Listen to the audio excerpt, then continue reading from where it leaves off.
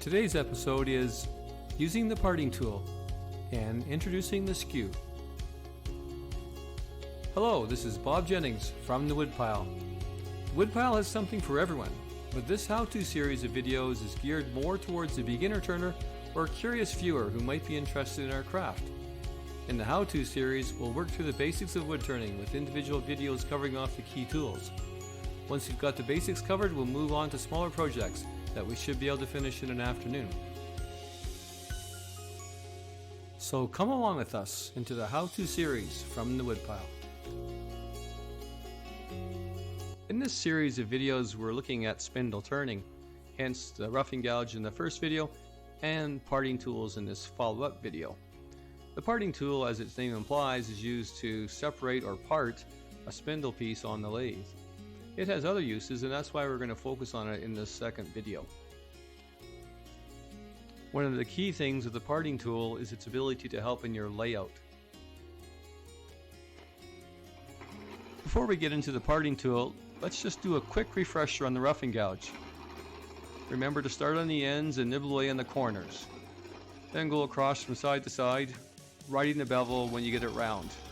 If you're going to the left hand on top. Try to get used to switching hands. Here I'm going to the right and I switch my right hand to the top. It's just more comfortable and more efficient. You're pulling the right way.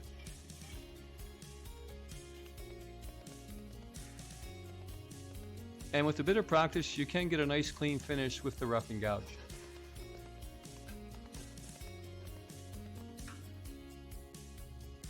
With the parting tool, I'm always right-handed. Right hand on the handle, down by my hip, similar to the roughing gouge. Sometimes it's a one-handed operation if you're going to use a pair of calipers, otherwise left hand's holding the tool up against the tool rest. The parting tool has to be held perpendicular to the workpiece.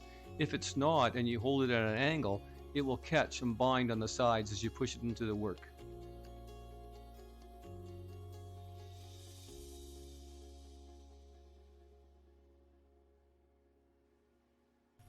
The parting tool, coupled with a pair of calipers, is an essential tool in your layout. With the calipers, you can establish your required diameters.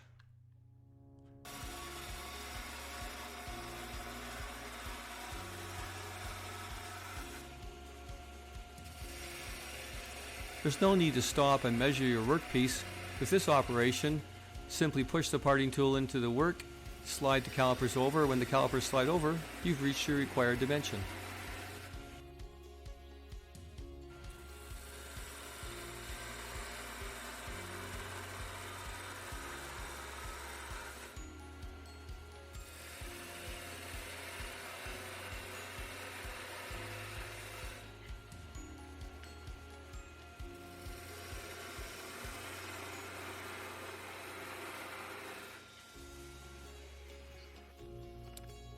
Let's just watch the process in a little more detail. Here we've slowed down the video so you can see it more clearly. The tool is held at a bit of an upward angle, slightly above the center point on the workpiece. I'm starting a peeling cut where I slowly enter the tool. As the tool goes into the workpiece, I slowly bring the handle up and I drive the tip of the tool down towards the axis, center axis of the workpiece. Here you can see the handle is slowly rising up, and I'm introducing the tool further into the wood.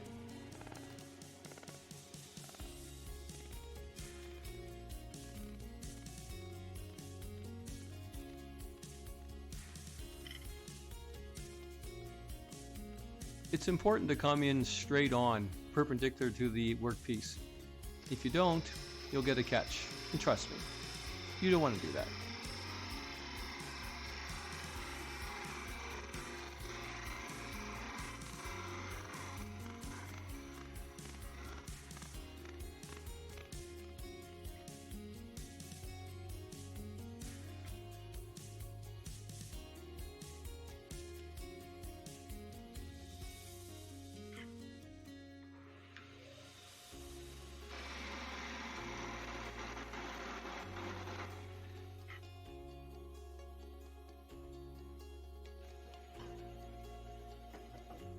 Once you've used your parting tool and your calipers to set your diameters, then get your roughing gouge and move it across the workpiece until you get to the depth that was established by the calipers. It's a quick and easy way to get your required diameter without having to do a lot of measuring.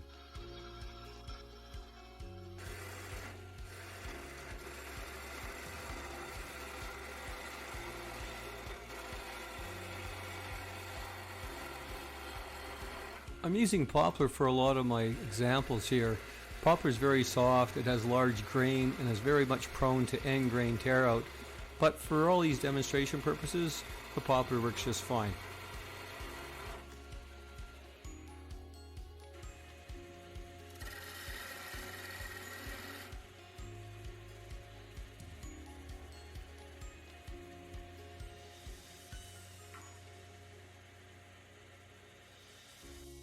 When you insert the parting tool further into the workpiece, you usually will have to provide a relief cut. Here you can see I've made an original cut about halfway through, but now in order to prevent any binding, I'm going to make a small overlap, just to give me enough room so I don't bind as I go deeper into the work. And as I continue the cut, I use the full width.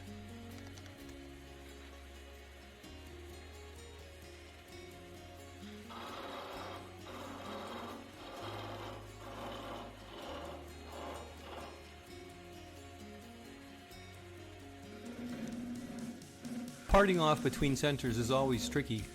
There's two halves, you can only hang on to one.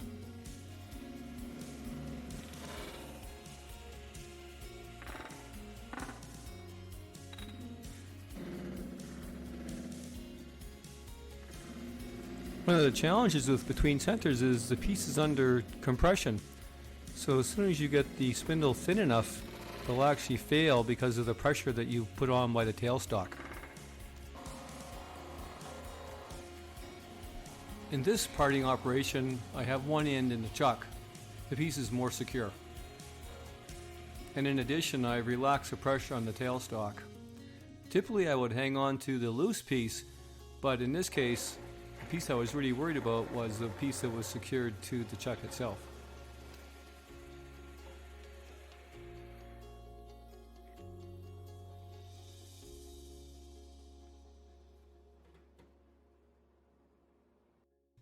In the video opening, I did mention we'd be introducing the Skew.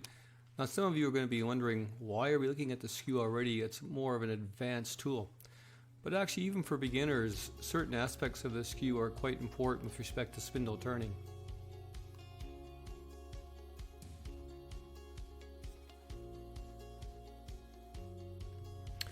And yes, it's true, the Skew is probably the most dangerous tool we have in our inventory. It's more of a scalpel with its razor-like edge.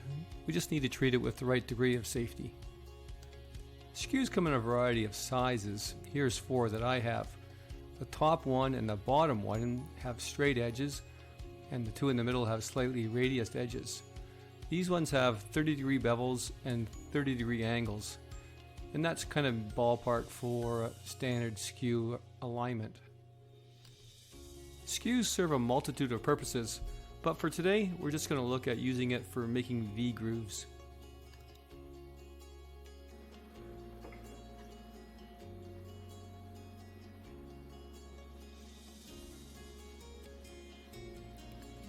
The Skew has 2 points, a toe and a heel. For this operation today, we're just going to use the toe.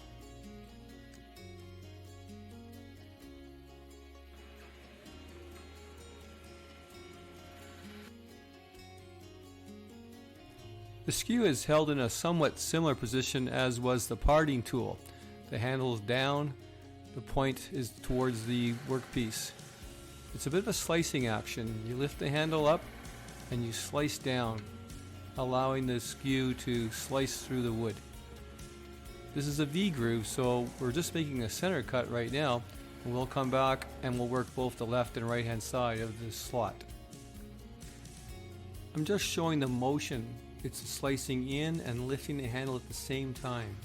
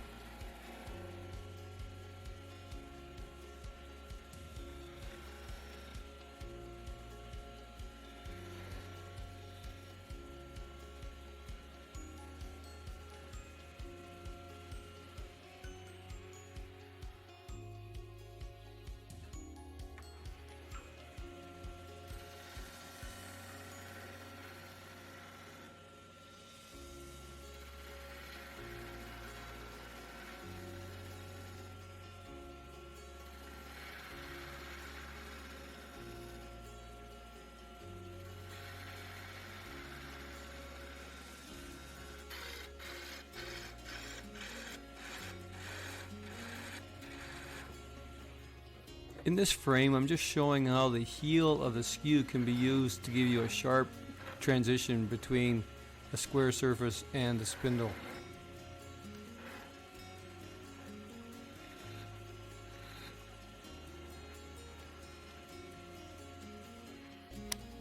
Well, that's a wrap for this video. We just touched briefly on both tools. However, with the parting tool, you have a basic fundamental grasp of how to use it now. With respect to the skew, wow, that's a whole nother story, and we'll get into that in more detail in future videos. If you'd like to learn more about the parting tool and the skew, stick around for part 2. In part 2, we take the skills that you've learned so far and you actually complete a project. A top secret project. If you enjoyed the video, please subscribe. Comments and thumbs up are always welcome. Look for more videos from the Woodpile, including additional videos in our how-to series. That's it for now. This is Cookie from the Woodpile. Thanks for watching.